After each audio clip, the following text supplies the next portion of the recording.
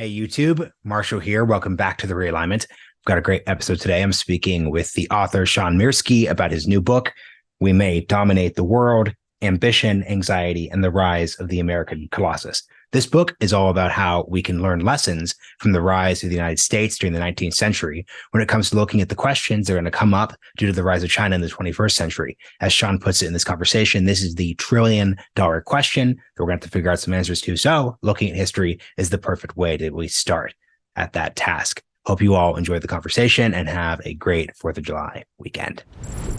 Sean Mirski, welcome to the Realignment. Pleasure to be here, Marshall. Thank you for having me. Yeah, I'm really glad to speak with you. So, favorite question to ask any author of a work of history that has relevance and lessons for today. Why this book? Why right now? Why is the story of how rising powers often lead to aggressive expansion? Why is that a relevant story right now? So, in one word, China. The multi-million-dollar question, I think, for this century is will China rise peacefully? Will it, or will it be aggressive and expansionist? And the historical record does not give a lot of optimism on this front. I think if you look at rising powers throughout history, the one thing you see in common is that they tend to be aggressive and expansionist. And by that, I mean they pick fights with other great powers. They invade and meddle in the affairs of their neighbors. And in general, they just try and dominate, bigger and bigger slices of this world. And so this project actually started, 8 years ago, if you can believe it. And China, even then, I think was starting to act kind of in a more assertive manner. And I thought it would be interesting to look at the case study of a power that started out, when it was first, entered the international scene with a real commitment, I think, to, pro-sovereignty, republicanism, anti-intervention, anti-colonialism. And nevertheless, a century later, it just went on a rampage through its region. And of course, that's the United States. And so this book tells that story, but it also tells it from the perspective of trying to understand what is it about rising powers in particular that makes them act the way they do, hopefully with some insights into what China might do today, as well as insights into what other powers like Russia and Iran are doing. Yeah, and I think the interesting question just to ask then is, what does the word expansionism mean in a 21st century context? Because let's think of the Asia Pacific region. We could talk about, Imperial Japan post, 1868. Expansion in that case wasn't just, to different island chains like Okinawa, et cetera, et cetera. It was Formosa, which is what we now call Taiwan. It was Korea. It was invasions of China, et cetera, et cetera, et cetera. If we're thinking of Chinese expansionism today, obviously there's the big other trillion-dollar question, which is Taiwan, but expansion wouldn't likely involve invading all of Japan proper or taking all of South Korea in a way that it meant in the 19th and 20th century. So talk about expansionism today, then we'll get into the history. Yeah, so I think that's exactly right. In a lot of ways, we've moved beyond the kind of the previous ages of imperialism where the European powers were going on tears through the rest of the world and colonizing just everything in sight. I think there's a little bit of potential for that. You see that, as you mentioned, with Taiwan. There's a lot of border disputes that China has. And to some extent, you can extend it also to the maritime space where China very clearly is trying to dominate the South China Sea, with the 9-dash line and all that. But in general, I think you're right that sort of the conquering of territory is, for the moment at least, sort of off the table. And so when I talk about expansion, what I really mean is expansion in the way that the US actually primarily did it, and in the way that I think you see today with other powers, which is essentially extending a nation's political influence over another nation and sort of running it from the outside. So at the most naked level, that's going to be occupation, and as I said, sometimes annexation, but it can also be much more subtle forms of control that nevertheless functionally hand another, nation's government over to a foreign power. And so I think that in some senses is a little bit more what we're risking with China today, not just in places like Taiwan, but also in a number of other countries along its periphery. Yeah, that's fascinating. So the two things to note then. So number one would just noting that a good way of defining expansionism in your framework is just upsetting the regional status quo, throwing your weight around. It's not just a question of who is invading what. And I guess that also gets to why the United States and like the Caribbean and Latin and South America, Central America are actually the proper historical example to look at, because obviously you have Prussia and you have then like Imperial Germany. It's expanding, it's a rising aggressive power, but the dynamic there, Central Europe, Western Europe, is different than the dynamic in the Asia Pacific. The questions of Vietnam, Taiwan, the Koreas, China proper are much similar to the Caribbean 19th century Americas example than it would be to the European continental examples. Is that a fair way to put it? I think that's exactly right. I mean, in American history, and particularly the period that I look at in the book, which is from about the start of the Civil War to about the start of the Cold War, in that century, we do have this, burst of colonialism right after and around the Spanish-American War. So we annex Hawaii, we annex the Philippines, we annex Puerto Rico. But in a lot of ways, that's an aberration, right? Most of what the U.S. was doing during this period was not expanding its continental borders. By the time you get to the Civil War, we've more or less filled out the continent, and there's not really a ton of appetite for annexing the rest of Mexico. There's more interest in annexing Canada, but it never goes anywhere. And instead, what you see is mostly an effort to sort of expand our influence in politically in these other countries in a way that doesn't necessarily involve us taking over them formally, but to one extent or another means that we essentially control what they're doing and kind of especially their foreign relations, but oftentimes their internal affairs as well. Something I'm curious to kind of go back to the present day moment is, how do you think through writing and researching this history and then thinking of whataboutism and like the hypocrisy accusation? Because it's kind of interesting. Like, you're coming from and stop me if I'm mischaracterizing your politics, but it seems like you're coming from a center right background. Typically the focus on like Latin Central America, this tends to be a hyper leftist topic that I've really engaged with. And it ends up turning into the United States is really bad, therefore everything we're doing today needs to be looked through from that perspective. And I think it honestly ends up becoming problematic and unhelpful when seen through that lens, because, okay, I'm sure, and we will go through all these examples of disastrous US policies taken towards smaller, weaker countries. I don't think it's a proper decision from a strategic perspective to say, well, because we did this bad thing 100 years ago, we're going to throw Ukraine and Taiwan to the wolves. That, from a policymaker perspective, is in particular. So that's how I think through the hypocrisy thing, like acknowledge and learn from, but I don't think it's particularly helpful from thinking through current policy questions. How do you think through this when you're writing and researching?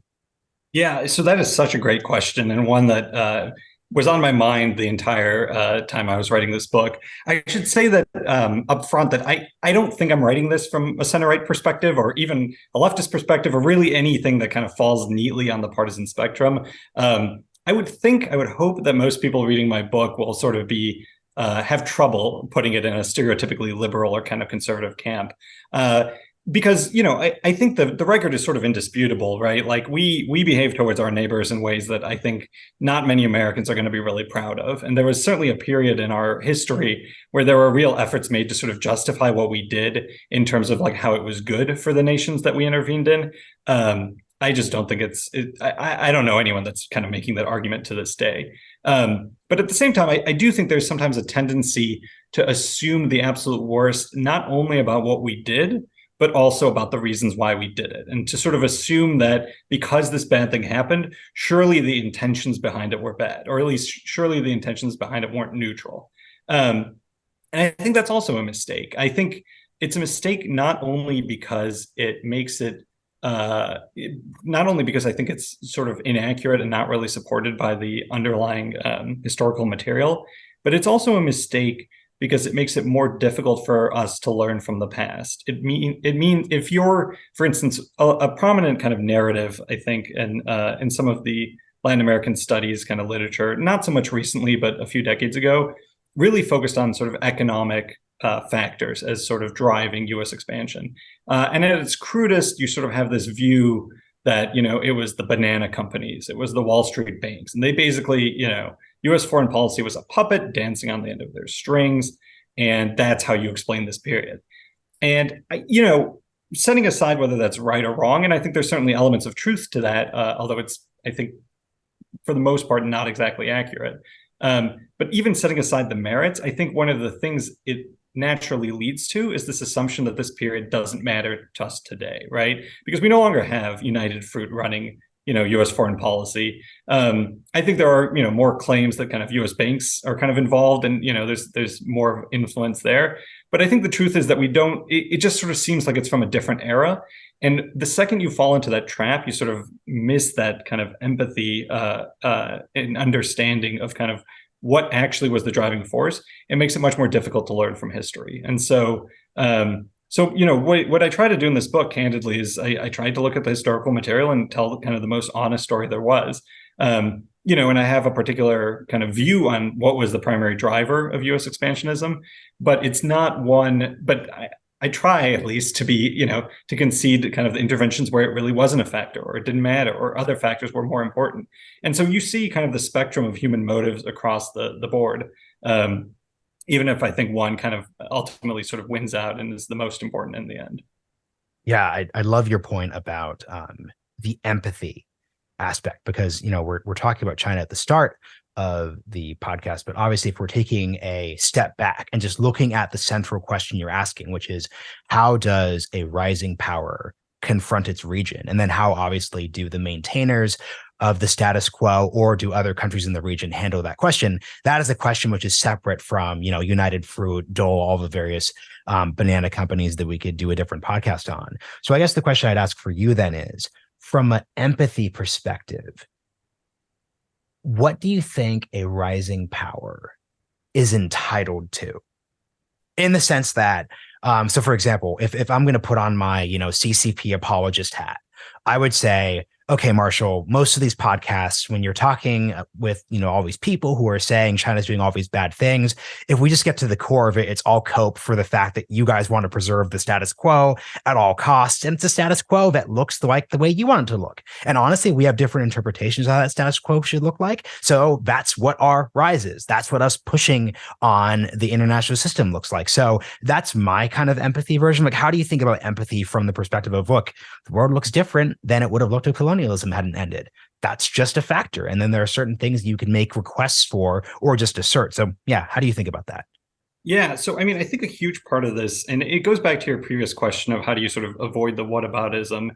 I think first, before you do anything else, as a foreign policymaker, as just an engaged member of the American public, the thing that it's important to think about first, and separate from sort of normative questions, separate from questions of value, is just basically the factual question of what causes, X to happen. And so, in the book, I basically make this argument that rising powers often face this problem, which in the book I call the problem of order. And the basic ingredients of that are that first, you have an area that's strategically important to the rising power, which most of the time is just going to be its immediate neighborhood for obvious reasons.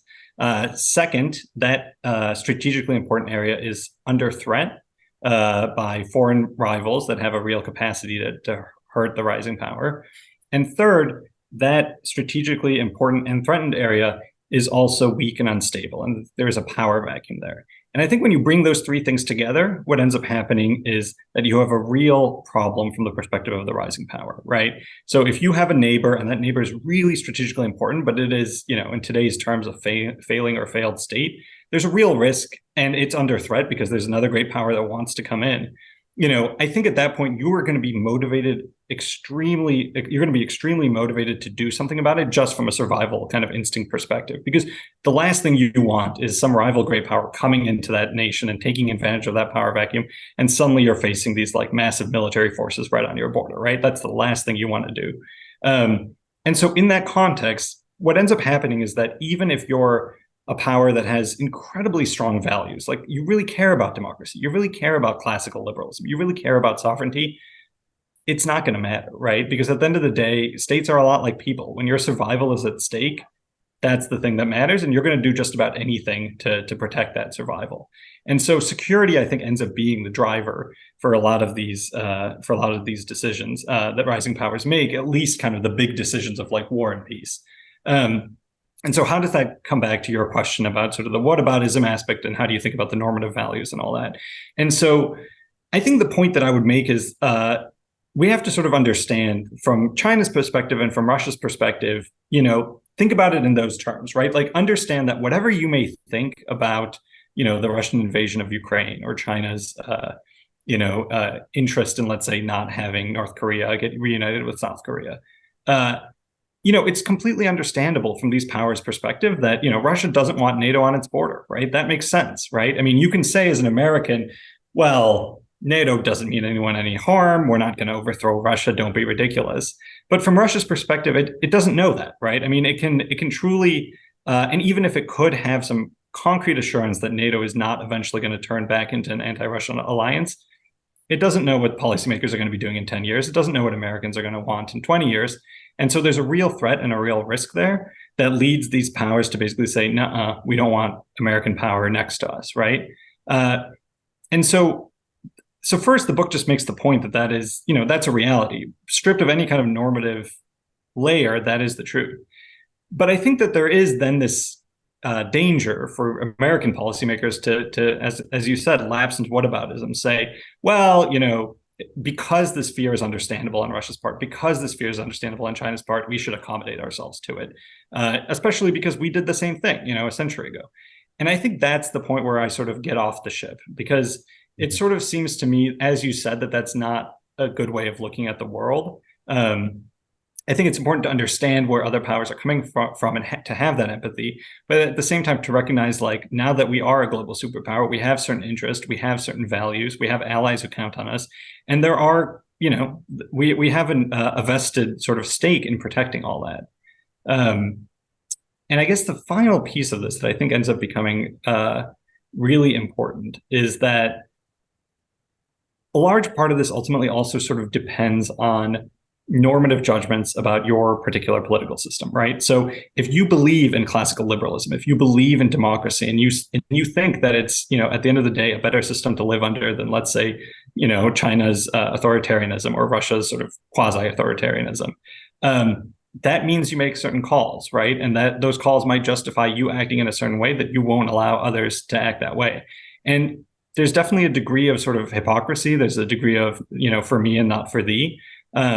But I think that just naturally flows from the fact that this is sometimes a zero-sum game, and there are difficult choices that have to be made. Yeah, and these episodes that are more focused on history are definitely focused on the part of the audience that's interested in kind of tools and frameworks for confronting policy questions. I want to go back to something you said around the origins of U.S. expansionism and why it's actually helpful to not ignore, but almost like disaggregate the questions of racism and imperialism and those things, because it actually gets to, once again, a 21st century dynamic and issue, which is that how does a country protect itself and confront strategic threats? So in that context, when you're talking about your focus of U.S. foreign policy in the 19th century, you're focusing on the issue of fear, the very direct and very empirically tangible idea that this Western Hemisphere is by no means secure. European powers are kind of on the march again, and you could fall back into this trap of European intervention in the continent in a way that would be very deleterious to a not even middle-aged, just decently young republic that actually just barely made it through a civil war. And I think the thing that's really relevant for listeners is that, in the 1860s, Mexico's destabilized, then Napoleon III, a little before the 1860s, obviously, but, Napoleon III installs a Austrian duke in the country, who in many ways has aggressive intent towards the United States. So it's not as if the Europeans have just given up and moved on. So from your perspective, like, introduce us to a 19th century post-Civil War where this fear, once again, not racism, not capitalism, but just if we don't preserve security in our region, stability, et cetera, we will face other threats. Introduce us to that idea, because it's just not tangible today in the same degree. Yeah, in part because the situation has changed so much for reasons we can discuss later. But, starting in about 1870, you have what historians often call the second age of imperialism, right? The first age was Christopher Columbus and sort of the Spanish and Portuguese empires carving up, the Western Hemisphere. The second age of imperialism deals primarily with Asia, the Middle East, and Africa. When you hear things like scramble for Africa, that's this period. And the numbers are, I mean, just really, really shocking. All these European powers had already claimed colonies in these areas to a certain extent. But during this period, you just see an explosion of colonialism, right? Germany, Great Britain, and France from 1870 to I think about 1910 colonized more than 9 million square miles, which is just such a mind-boggling number that it's sort of hard to put into context. But concretely, that's twice the size of Europe, right? And by the start of World War I, you have a situation where basically almost 85% of the world is under the control of colonial powers.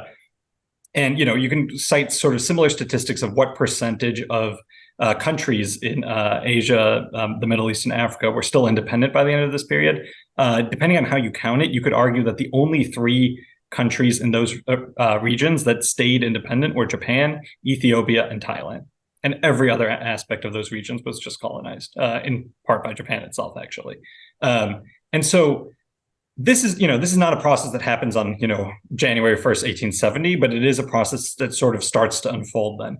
And as it picks up steam, if you're sitting in Congress, if you're sitting in the White House and you're watching this world, there's a lot of unfamiliar names like Cameroon and kind of all these places that are getting colonized, and you might not be able to put them on the map. But I think you as a policymaker understand what's happening, and that there's this sense that these European powers are not going to be satiated when they finish with the old world and the rest of the world, and that there's a real chance that they're going to come back into the Western Hemisphere. And so you gave the example of Mexico and France during the Civil War, and I think that's a great example. If you look at British and French policymakers during the Civil War, they were overjoyed, absolutely overjoyed that the North and the South were tearing each other apart. And from their perspective, there could have been nothing better than for the South to secede and successfully sort of splinter what they see as this rising power. And France really tries to accelerate that process to a certain extent by going into Mexico, by invading the country, and by occupying nearly all of it.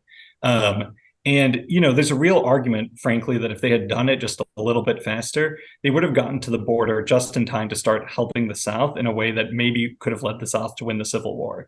And you see that calculation playing out in Abraham Lincoln's mind, right? I mean, I don't get into the book just for space reasons, but he sends troops down to Texas and ends up launching expeditions there much earlier than most of his generals are saying he should, just to prevent the French from connecting up with the South, right? And so, it starts in, as I said, in the Civil War, but kind of over the next couple of decades, you have this very tangible fear on the part of policymakers that if they're not careful, you're going to have European powers coming into the hemisphere.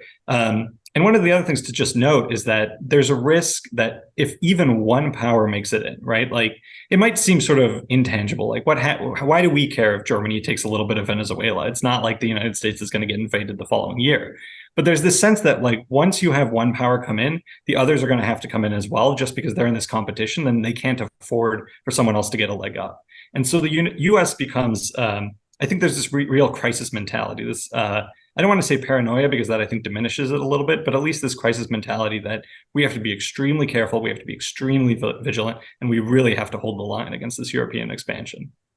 And that's fascinating because, like you said, I think this gets to why the past 20 years are relevant. Because, like, once again, if it's September 12, 2001, the strategic and security question is, how do we prevent future attacks, future catastrophic attacks on the United States? That question has a variety of answers. Some answers were taken, some answers were, passed, not taken. But I think it's important that if we're critiquing how the Bush years went and how the Obama years went, the Trump years, it actually starts with okay, but here was a very legitimate strategic question that needed answering. So in the case of the 19th century, once again, this is why I think it's important to start from here. And then you get into, okay, well, like, did we really need Puerto Rico maybe? And okay, like, could we have just sailed by the Philippines? This, and that. Starting with, okay, what do we do with fading and rising European colonial powers is a strategic question that really matters here. So the question is, to the September 12th point, what was the strategy that we actually enacted then in response to that strategic question? And where do you see that strategy as going wrong? Where did it go right? Paths not taken, wherever you want to go with that question. Yeah. So the strategy, the American calculation was first that the homeland was probably going to be pretty safe. There was a period, I think, in the 1870s, 1880s, where the U.S. sort of freaked out about the lack of its Navy, and that's in part why you see the rise of what's called the new Navy, and eventually you get this like massive battleship fleet, right?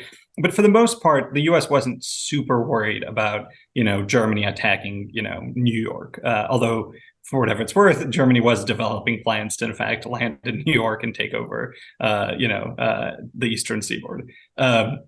Instead, I think the U.S. the threat that it saw was that these powers would come in, carve up the rest of the hemisphere, and you would have them sitting on the U.S. border in a way that then would lead to real trouble down the road. And I think it's fair to say that that probably would have happened if the U.S. had ended up in that scenario.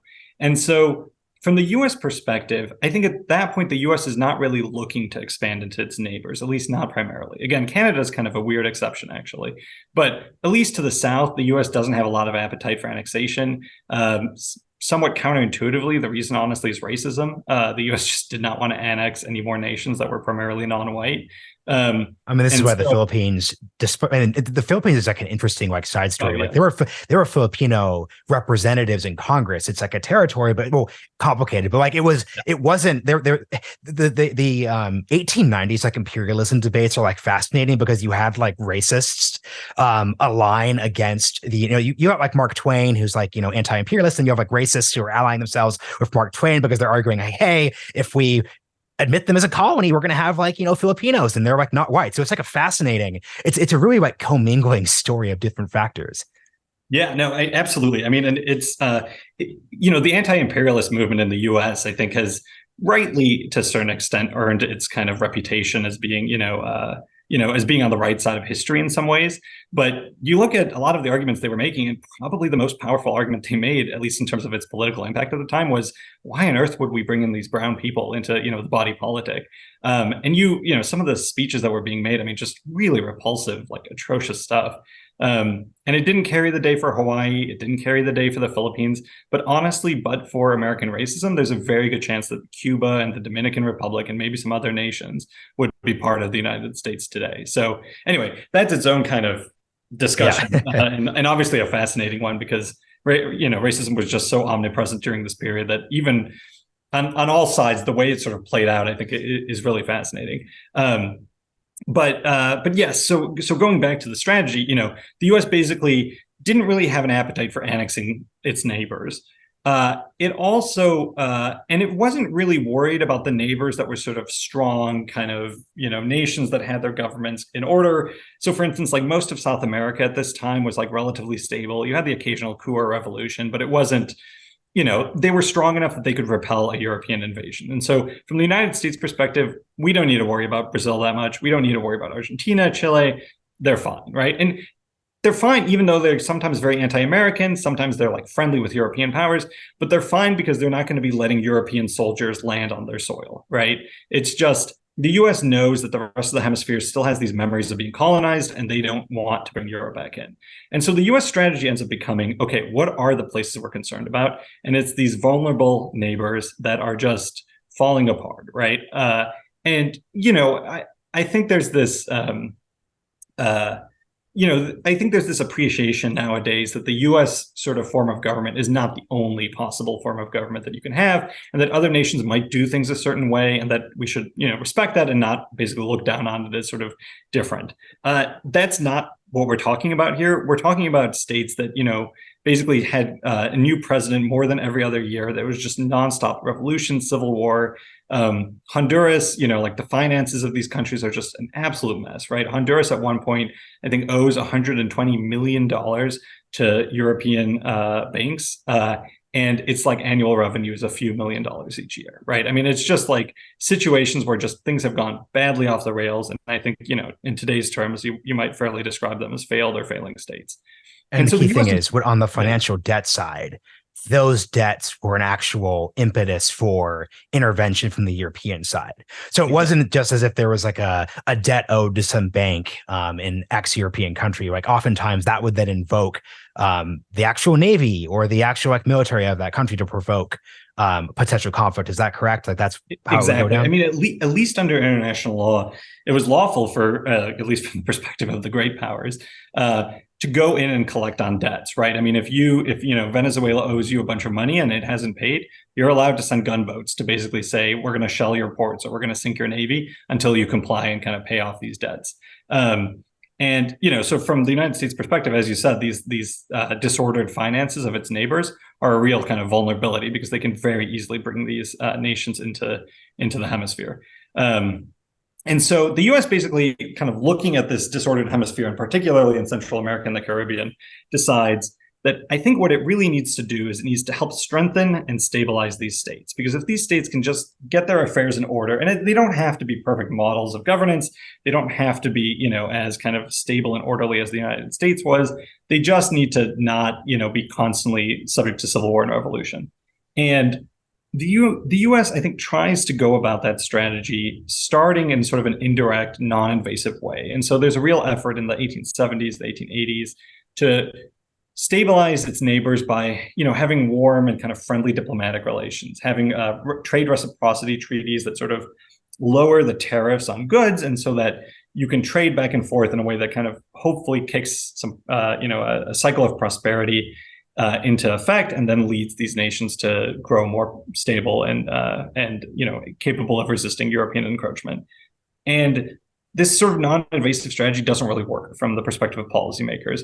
And so you both have these this kind of accelerating disorder in the region, and you simultaneously have this threat that's just ramping up as Europe kind of finishes colonizing the rest of the world, and then starts launching these interventions into the Western Hemisphere that really seem very problematic. And what the U.S. basically does is it says, all right, well, we're going to stabilize these countries, and we're going to start doing it a little more invasively and more directly. And that starts with Cuba in the wake of the Spanish-American War, but it really just picks up steam in the 1900s and the 1910s. And eventually it's sort of culminating in us occupying, I think at one point, 2 entire countries, parts of 3 other countries. We have protectorates over a number of other countries. We're running these countries' fiscal systems. I mean, we just get very, very deep into it in an effort to stabilize them, by basically running them and governing them ourselves. Suffice it to say, this strategy does not work very well. It just completely and utterly ends up falling apart. So here's the difficult part for me then. I'm once again not speaking in moral terms and purely speaking pragmatically. I mean, didn't the strategy work? The Europeans didn't get a foothold in the Western Hemisphere again. So how do we basically separate that out? Because and once again, like, did it work for the people of Haiti? No. Did it work? And this is once again why, Wilsonianism and like debates about, progressive foreign policy get it interesting, in the sense that I don't think a strategist in the 1870s is thinking, I mean, these aren't the years of like the white men's burden yet. Like, right. Is that correct? Like is there an assertion that we're doing this once again, 1870s, 1880s, because this is going to result in like the greatest good of the greatest number of people? I guess I'm curious about that side of it. No, and so certainly in the 1870s and the 1880s, I mean, even from the kind of relatively more racially progressive North, I mean, the idea of sort of affirmatively going into places and kind of ministering to like non-white peoples is just like anathema. No one wants that, right? So I'll give you just like a concrete example. So few people know this because it never really came to anything, but President Ulysses S. Grant was obsessed with annexing the Dominican Republic. And as it turns out, the president of the Dominican Republic was obsessed with getting annexed by the United States for a variety of kind of domestic political reasons. And so Grant signs a treaty to annex the Dominican Republic, and the treaty goes to Congress, and there is a vicious fight. Grant, I mean, this is like his just number one priority during this particular part of his presidency, and he applies as much pressure as he can, and the vote fails by a basically tied vote, and so pretty far off from the like 2/3 you need for a treaty to get approved by the Senate. And as I mentioned earlier, racism is a pretty big part of that. I mean, there's just no appetite for like, why on earth would we want to do this? We have enough problems, with race at home. We just finished the Civil War. Like, let's not open this can of worms again. And so all this, of course, gets tied up in Reconstruction and kind of all this other stuff that's going on in the country. But certainly in the 1870s and the 1880s, there's no appetite for it. I guess what I'm kind of wondering then is, what was the alternative? So we're starting from a strategic problem that I think everyone left, right, and center could agree to. The United States is this post-revolutionary country that has thrown off the chaos of the old world. We're building a new world. That new world is really dependent on there not being European imperialists or intervening left and right. So I guess the question is, like, what alternative was there to the catastrophe? So, for example, if we're talking about 9/12, it's like, okay, we do Afghanistan, but we don't nation build, or we don't go into Iraq, et cetera, et cetera, et cetera. Those are like examples of alternatives to that strategic question. What were the alternatives to the basic 50 years we like went down that path in the case of the hemisphere? Yeah, and so this ties to your earlier question of, to some extent, didn't this succeed, right? And I think the answer is yes, in the very narrow sense that, as I mentioned, if you look at what happened in the rest of the world, all of Asia, almost all of Asia, almost all of the Middle East, almost all of Africa ends up getting colonized. The Western Hemisphere is basically unscathed, at least by European imperialism, right? There's no additional colonies. There's just nothing. And so if you look at those two case studies side by side, there is this sort of implication that something that we did may, help to make the Western Hemisphere the exception. Even though a lot of these countries in the Western Hemisphere were just as weak, if not weaker, than some of the states that were being colonized across the oceans. And so from that perspective, I think it's right to say that the US strategy did, in some sense, mean that it kind of emerged from this period as the only power in its hemisphere, and that these other powers were never colonized. At the same time, the reason I said it failed is because in every other respect, the ultimate or the immediate objectives of US policymakers just didn't pan out. And so in particular, what I mentioned is that the United States didn't want to be occupying these nations as a way of precluding European imperialism. What it wanted to do was to have these nations precluding European imperialism on their own because they were stable and strong nations. The problem was that these interventions, which were meant to stabilize these countries, just end up doing the exact opposite. For the most part, each initial intervention leads to more instability, that in turn pulls the US in further. And so you have this kind of vicious dynamic where the US, more than anything, just wants these nations to be strong and stable. And instead, it's just making them weaker and more kind of roiled by civil war and revolution. And eventually this just culminates in the only kind of logical endpoint, which is the United States ended up taking over them entirely. And then, of course, it's stuck running Haiti. It's stuck running the Dominican Republic. And no one wants that. I mean, you're looking at like the internal, memoranda from like the administration and all that. And they're like, how do we get out of here? Right. And it's not, I think that, when you sort of look at it in those terms, the question becomes, okay, is there a way that the United States could have done all this, could have achieved that ultimate end of keeping European great powers out without having to intervene as aggressively? And I think on the margins, the answer is yes. In some cases, I think you can look at some instances of threats that the United States thought it was responding to that probably really didn't warrant the kind of reaction that the United States gave them. And some of those, misfires were, I think, reasonable. Others definitely less so. But there is a sense in which if the United States had kept a better sense about it, it would have had, at least a more restrained approach that probably would have avoided some of the debacles without surrendering any part of the hemisphere to Europe. At the same time, though, it's not as easy a story as just saying, well, the US, if it just hadn't intervened anywhere, everything would have been fine. Maybe. But part of the problem is it's so hard to know, right? And so one of the examples I give in the book in, I think it's 1902, Germany and Great Britain launch a joint intervention against Venezuela. And Theodore Roosevelt's in power. Roosevelt has no particular love for Venezuela. And in fact, I mean, he says some really awful and racist things about the Venezuelan president, and in general thinks that, as he puts it, that Venezuela deserves a spanking from Europe.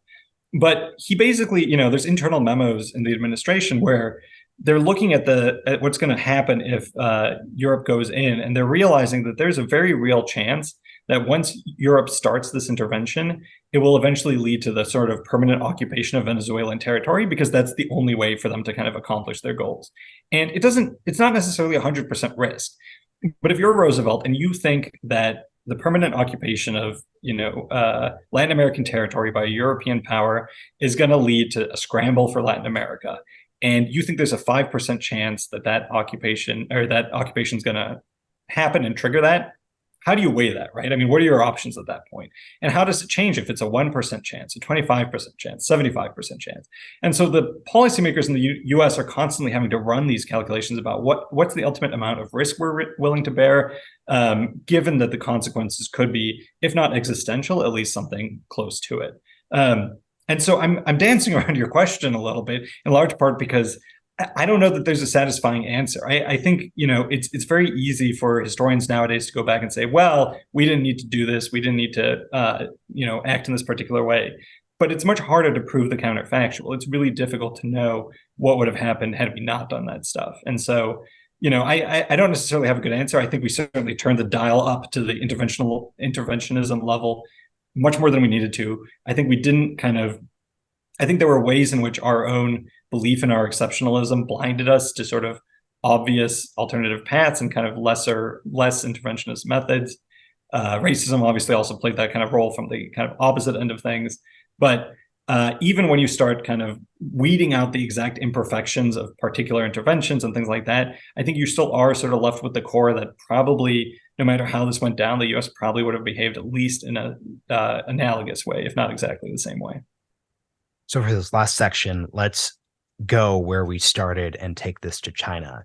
It seems to me that, having read your book and having had this conversation with you, fear from a what can you control perspective, the most important thing European powers could have done, and the awkward dynamic here too, is that what happens in the Asia Pacific from a global perspective is just more important than what happened in Central America and the Caribbean during the 1890s and early 1900s.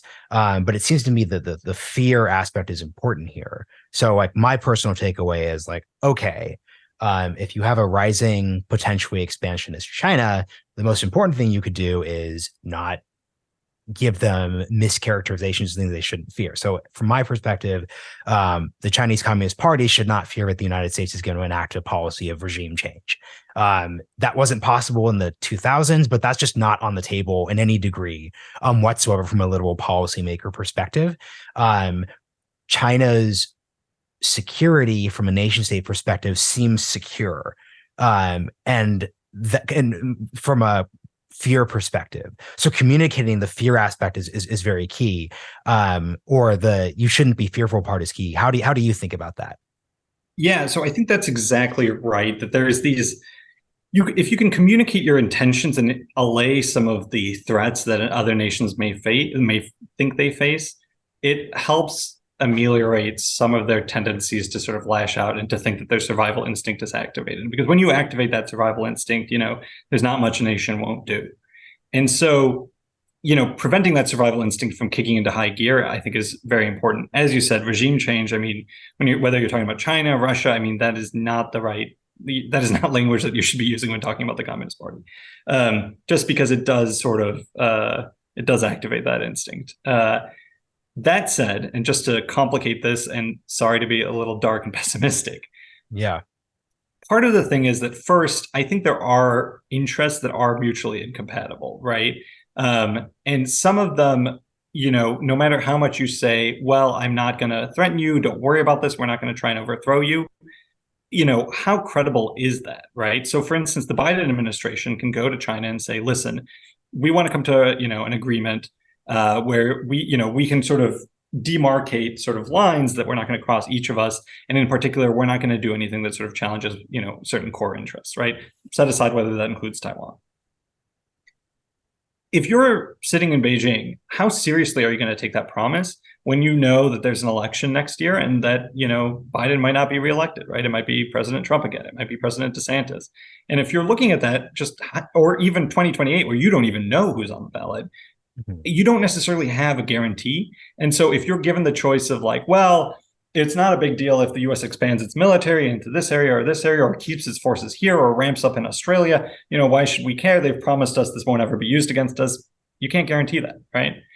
The second complicating factor here is that even if the US government could make those promises, the United States as a whole can't. And what I mean by that is, even if the US government can credibly commit that it's not going to kind of aim for regime change or anything like that, the fact is there's always going to be civil society groups, there's going to be Americans who do believe that overthrowing the Chinese Communist Party is in the world's best interest, right?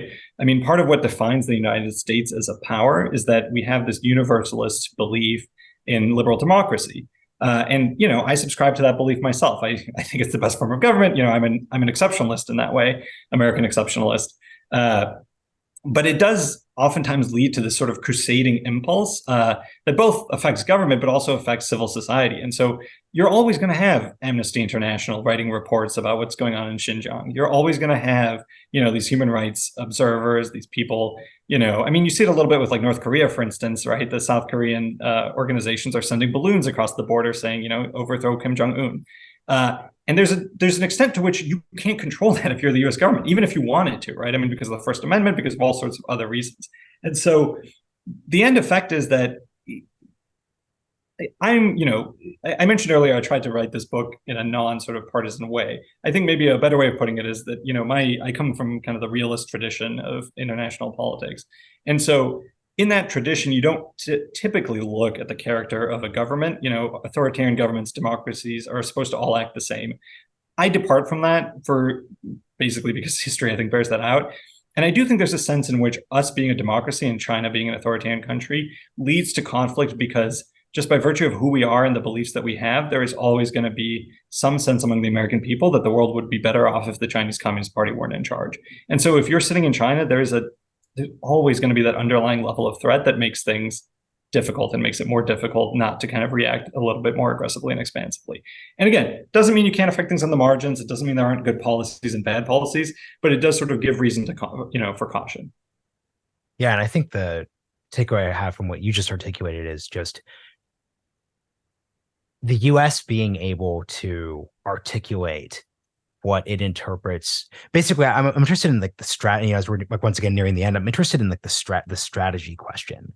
Because from my perspective, it seems to me that what we're looking to do, at least from my perspective, is deter and preserve. So deter aggression from a rising power. And then also at the same time, maintain the status quo as much as humanly feasible, despite obviously the fact that the international system is going to change with rising powers. So, for example, it's just likely true that international and these aren't my politics, but like if you're like a liberal like internationalist who thinks that international institutions are going to save us and make the world a better place, that's just not going to be true.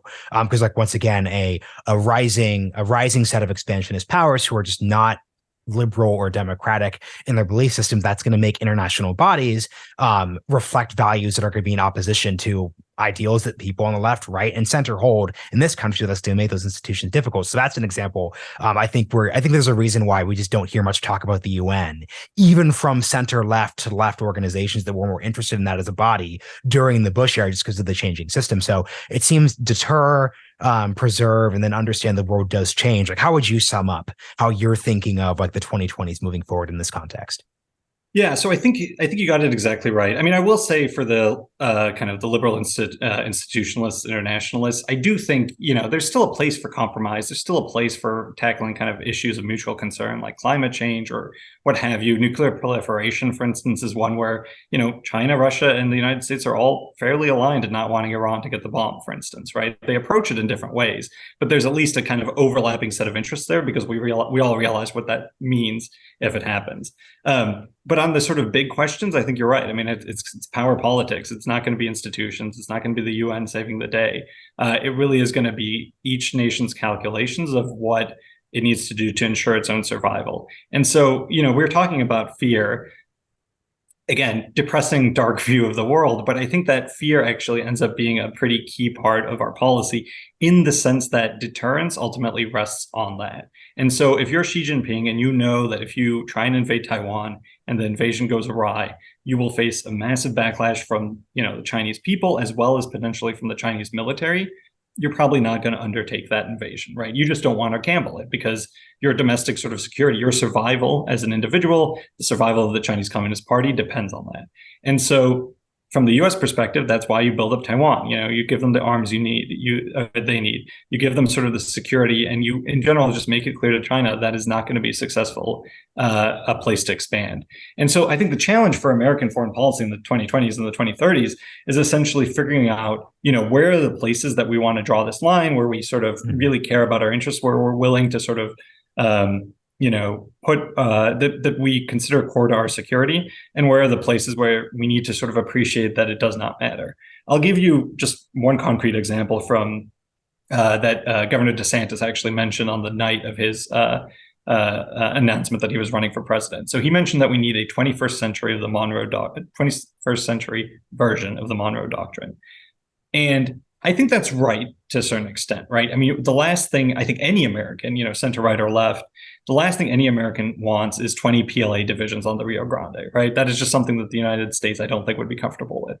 At the same time, you don't want to go in the opposite direction too far. You don't want to basically say, well, Chile is trading too much with China now, we need to step in and do something about it. Because at the end of the day, it's not a core interest of the United States how much Chile trades with China. It's only when that starts to slip into kind of political and military things that we really begin to care about that from a security perspective.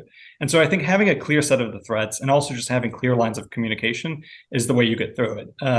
And as dark and pessimistic as everything I just said was, look at the example of the Cold War, right? I mean, it was a very similar dynamic. I think nuclear weapons helped stabilize it in a lot of ways. And sure, there were proxy wars across the globe, but at the end of the day, we avoided Armageddon, and that's saying something. Yeah, your point around assessing threats, the Rio Grande versus Latin America is just key, because if you look at the rogues gallery of our worst policy decisions during the Cold War, it is making, and this is just beyond just like Vietnam, obviously, it's not understanding the difference between intervening to defend South Korea and, let's say, some random socialist in Latin America, but actually in the scope of things didn't matter and probably offered the wrong message to the world of what America's intent are. So here's the closing comment. I think a takeaway I had from reading your book is that I've never done this, but I think folks should be very leery of overquoting George Washington or John Quincy Adams. Like, George Washington is the, no entangling alliances with his farewell address. And then John Quincy Adams is the, 1820s. We don't go abroad in search of monsters to destroy. Just because if you're looking at the actual history, as soon as we got power itself, we didn't follow either of those policies. So the key point is, my takeaway of this is that American history is one where we are an exceptional country. Like, I 100% believe that. But intellectual ideas that we put forth are very much shaped by the degree of power we could exert upon the world. It's not quite clear to me that a George Washington who was president in 1890 would say the same thing that a George Washington who closed out the 1790s said, because once again, they were responding to a situation where no entangling alliances was, let's just not get involved in the Napoleonic Wars of the European continent. So yeah, that's just a closing thought, because I think it's a useful way to understand those phrases that matter in terms of our intellectual heritage and history, but we can't just take that phrase and apply it to a policy debate in the 2020s because it misses the context. I think that's exactly right. I mean, and the very last passage of my book is a little bit of a meditation on my end of American exceptionalism and sort of what these principles and values that we hold mean, and why, in large part, the book tells the story of how we didn't exactly comply with them, and we didn't act consistently with them. And I think one of the key takeaways is that just because the United States doesn't act consistent with liberalism, classical liberalism, or democracy or sovereignty or whatever, doesn't necessarily mean that we don't hold those beliefs genuinely. It just means that at that particular moment there was something that overrode them. And I think the thing that overrides that, whether it's the United States or whether it's ideology in any other nation, is going to be that security threat. That very survival instinct that at the end of the day, is the most important thing from a nation's perspective. Because as much as you might love promoting democracy, if you don't exist, there's not going to be a lot of democracy promotion that happens. Same thing for classical liberalism, being the city on the hill. Whatever your ideological metaphor is, that all presupposes the existence of your state. And so I do think there's real value, for instance, to understanding the Chinese Communist Party ideology, because I do think at some level President Xi really believes that, and it does sort of inform a lot of what he does. Same goes for instance, Putin and Russia and sort of his invocation of Peter the Great and all that stuff. That stuff matters. It's not to say that it doesn't, but when push comes to shove and survival is at stake, you can, I think, states end up acting very, very similarly to each other, regardless of what their ideologies are or how strongly they hold them. That is an excellent place to end. Sean, can you just shout out the book to listeners so they could go pick it up?